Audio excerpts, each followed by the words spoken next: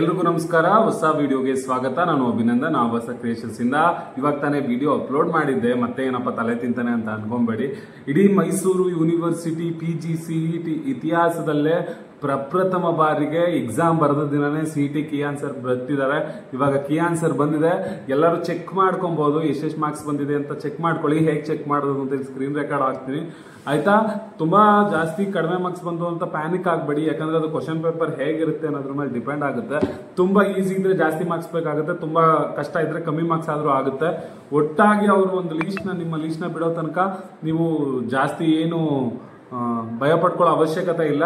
Weight ಮಾಡೋಣ, ಆಯ್ತಾ? ಯಾರ್ಯಾರಿಗೆ ಎಷ್ಟೆಷ್ಟು ಮಾರ್ಕ್ಸ್ ಬಂದಿದೆ ಅಂತ ದಯವಿಟ್ಟು ಕಮೆಂಟ್ ಮಾಡಿ ನೋಡೋಣ, ಯಾರ್ಯಾರಿಗೆ ಹೇಗೆ ಮಾರ್ಕ್ಸ್ಗಳು ಬಂದಿದೆ ಅಂತ, ಆಯ್ತಾ? ಯಾರು ಪ್ಯಾನಿಕ್ ಆಗಬೇಡಿ, ಅಷ್ಟು ಮಾತ್ರ ಹೇಳಕ್ ಇಷ್ಟಪಡ್ತೀನಿ. ಇದೇ ರೀತಿ ಏನು ಮೈಸೂರು ಯೂನಿವರ್ಸಿಟಿ PG ಅಡ್ಮಿಷನ್ ಬಗ್ಗೆ ಯಾವುದೇ ರೀತಿ ಅಪ್ಡೇಟ್ ಬೇಕಾದ್ರೆ ನಮ್ಮ ಆವಾಸ ಕ್ರಿಯೇಷನ್ ಚಾನಲ್ನ ಸಬ್ಸ್ಕ್ರೈಬ್ ಮಾಡ್ಕೊಳ್ಳಿ.